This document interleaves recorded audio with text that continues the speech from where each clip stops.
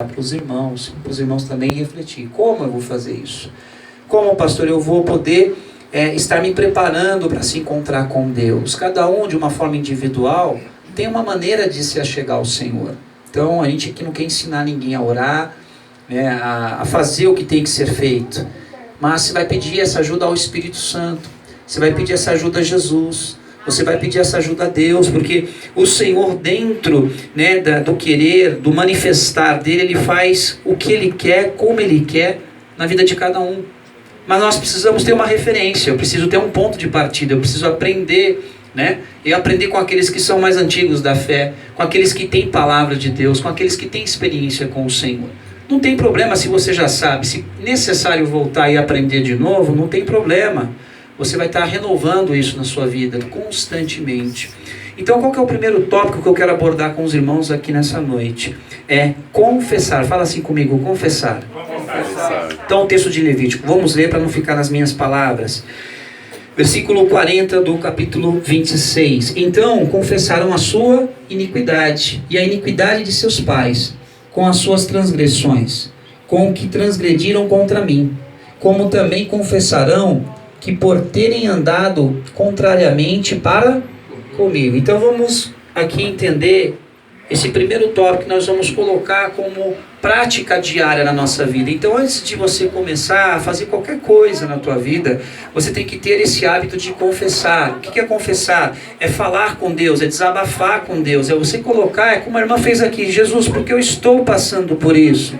Qual que é o propósito de eu estar passando por essa situação? Senhor, eu estou me sentindo assim. Senhor, tira essa tristeza, tira essa angústia. Você vai desabafar. Quando você encontra uma pessoa, veja só, você quer compartilhar com a pessoa algo que está te entristecendo. O que você vai fazer? Você vai procurar alguém que você tem o quê? Uma empatia, uma pessoa que você tem ali confiança de abrir o seu coração para falar do seu problema, para falar daquilo que está te incomodando, não é verdade? Não é assim que a gente faz? A gente procura amigos, irmãos, e a gente tem aquela liberdade, e a gente olha naquela pessoa e fala assim: eu posso confiar nessa pessoa, eu vou abrir minha vida para ela, eu vou compartilhar, eu vou confessar. Muitas vezes erros que você comete, pecados que você fez, ou alguma coisa que te trouxe um incômodo dentro da sua alma. Então a sua alma ela está abatida. Então a tendência de você desabafar e confessar é muito grande. Mas o que nós precisamos aprender aqui? Primeira pessoa que a gente tem que confessar é para Deus, irmãos. É verdade. Todos os dias da nossa vida, quando a gente levanta e a gente dobra o nosso joelho para falar com Deus, você já tem que confessar os seus pecados. Você já tem que pedir perdão. Olha só o texto, ele fala desde a geração antiga. Então confessarão a sua iniquidade e a iniquidade de seus pais. Então antes de você tem uma geração. Então você vai orar para que Deus visite. Não você orar pelos pecados dos mortos, não é nada disso, mas é aquilo que veio e trouxe para a nossa geração. E a Bíblia diz que Deus visita da terceira à quarta geração daqueles que, daqueles que se rebelaram, daqueles que estão afastados, estão longe da promessa. Mas existe um peso de glória nisso daí, porque Deus tem um propósito nessas gerações. Cada geração que se passa é o que Deus quer cumprir, é que o nome dele seja estendido por todas as gerações e o nome dele seja lembrado para que possamos ter uma referência de eternidade. Maravilha. Então Deus trabalha no passado, Deus trabalha no presente e Ele trabalha lá no futuro. Só que nós temos que aprender a viver o dia de hoje. O passado já foi, não tem como você voltar lá atrás e consertar. Tá certo? Então nós temos a capacidade de poder fazer algo diferente agora. É neste momento que você tem a oportunidade de mudança na sua vida. De querer mudar. Porque não adianta você vir para a igreja, ouvir a palavra e você não desejar essa transformação. Senhor, eu preciso melhorar aqui, eu preciso ser mais flexível aqui, eu preciso ser mais calmo. Quem vai fazer essa mudança em você é o Espírito Santo, ou seja, uma mudança de dentro para fora. Quando o irmão falava do testemunho dele, o que a irmã também compartilhou, imagina quantas angústias eles passaram sozinhos. Tiveram que ter um controle, ter um domínio ao qual eles não tinham, porque não conheciam o Senhor.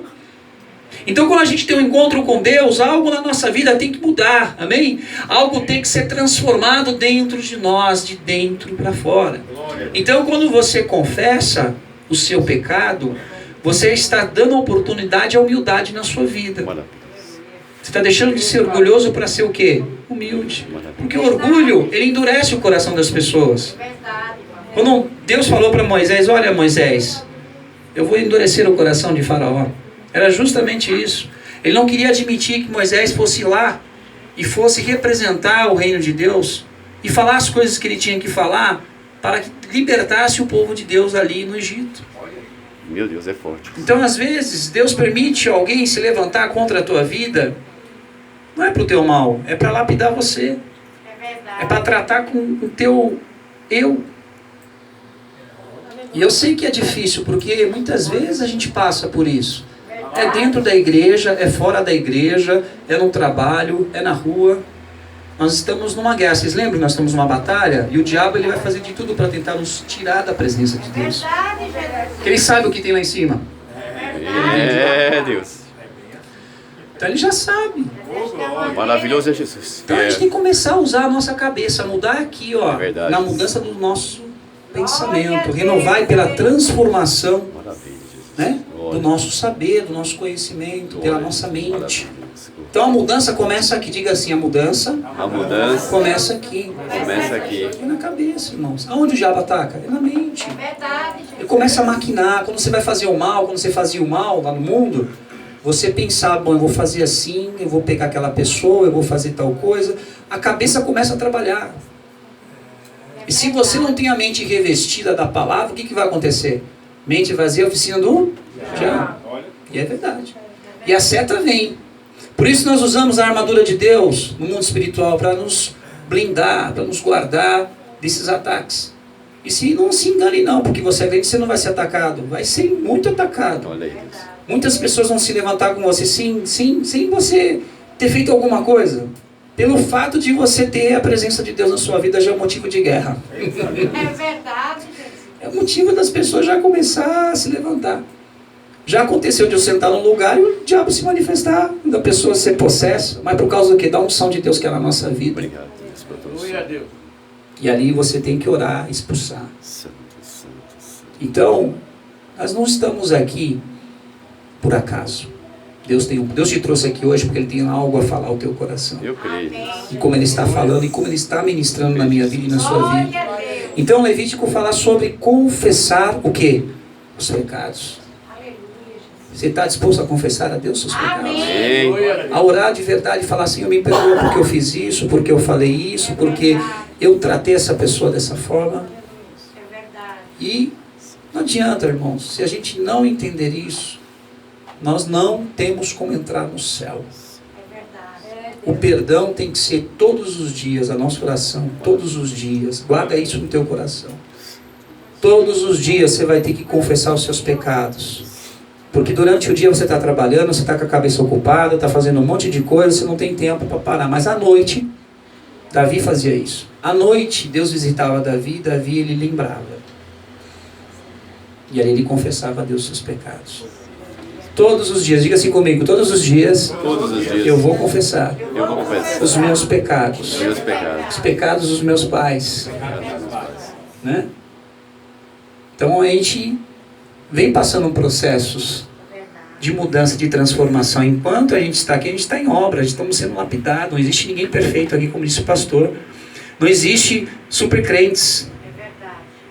A pessoa que está no mundo e você que está aqui na igreja não vai diferir muita coisa. A única diferença é o Espírito Santo de Deus, amém? Que nós recebemos ele através da nossa conversão em Cristo Jesus.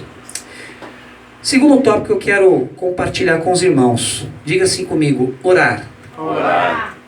A oração é um processo depois da confissão. Então primeiro você dobra o seu joelho, você confessa a Deus seus pecados, você faz aquela autoanálise na sua vida, na sua mente, você para aquele momento para meditar um pouquinho e pensar. Aí sim, você fez o que teria que ser feito, você vai orar. A oração, independente de tempo, se você ora bastante, se você ora pouco, para Deus não tem peso. Para nós tem. Já pensou um crente que ora 1, 2 horas, 3 horas? É bonito de ouvir. Mas nós temos que orar com entendimento. Saber o que a gente está falando com Deus. Mesmo que for curto. Fala, Senhor, olha, eu preciso dessa caixa aqui, Pai. Eu não tenho condição. Se o Senhor puder prover para mim, abrir as portas, me der condições e der forças para eu adquirir com o meu trabalho, eu vou glorificar o teu nome. Você está falando com Deus de uma forma coerente. Você está falando como se fosse uma pessoa. Então a oração é a comunicação com Deus. Diga, a oração é a comunicação com Deus. É a mesma coisa quando você conversa com uma pessoa e você vai pedir uma ajuda para ela. Você tem que fazer com Deus semelhantemente. Falar, Senhor, olha, eu preciso disso. Eu ouvi hoje uma frase que mexeu comigo, né? Eu estava sendo ministrado e o irmão falava assim: Deus não é caixa eletrônico. Porque as pessoas só estão pedindo, me dá. Esquece de adorar a Deus, esquece de glorificar a Deus. Ou seja, só pede quando precisa. E você acha que Deus, Ele, além de te abençoar, que Ele vai te abençoar, mas Ele quer mais de você. Ele quer mais intimidade. Ele quer mais, sabe, que você o conheça. Mas isso é particular. Isso a gente aprende quando a gente começa a ter o hábito de oração. Amém? Então, oração é comunicar-se com Deus. Aleluia. Abra o texto, em nome de Jesus, em 1 Samuel, capítulo 1, versículo 12. Antigo Testamento. 1 Samuel. A hora passa. Já está para terminar. Mas já vou concluir aqui rapidinho. 1 Samuel, capítulo 1, versículo 12.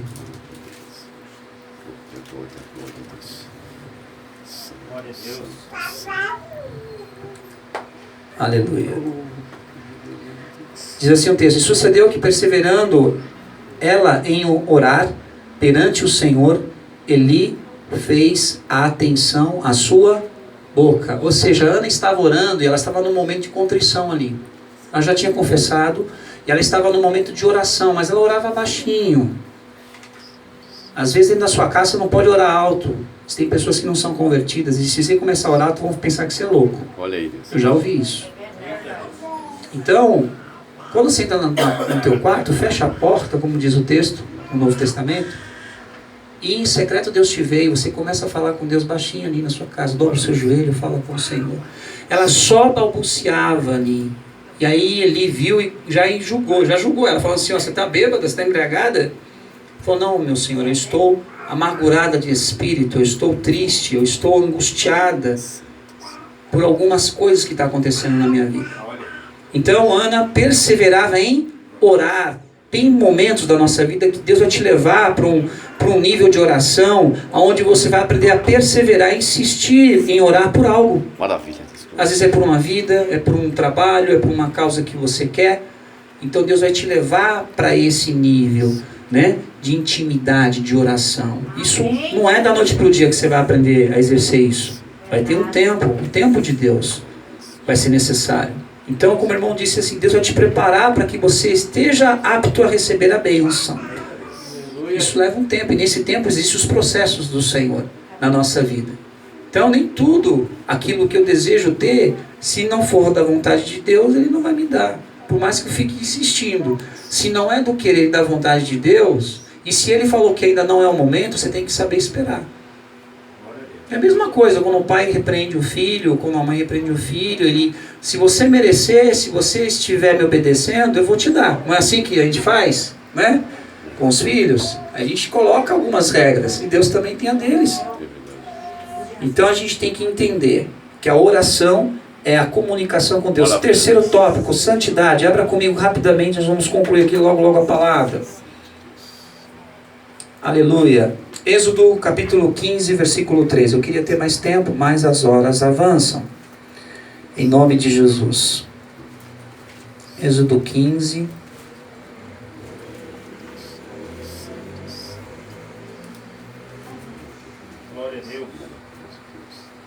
Versículo 13. Olha só. Tu, Moisés falando para Deus, tu com a tua beneficência guiaste este povo, que salvaste, com a tua força o levaste à habitação da tua santidade. Que tremenda essa palavra, irmãos. Deus, né, com a sua bondade, tem guiado este povo para conduzir aonde? Na habitação da sua santidade. Então não adianta, sem santificação, o povo não verá a Deus. Sem santidade. O que é santidade? É ser separado. Santidade não é se fazer aqui de roupa e ficar assim, eu sou santo, e andar com a Bíblia debaixo do braço, ali vai um santo. Não, não é isso. Santidade é você se aproximar de Deus. E você pode ter certeza, quando você se aproxima mais de Deus, mais você vai se parecendo com o Senhor Jesus. Mais você vai tendo o fruto do Espírito, mais você vai tendo paz, mais você vai tendo equilíbrio, temperança, mudança na sua vida.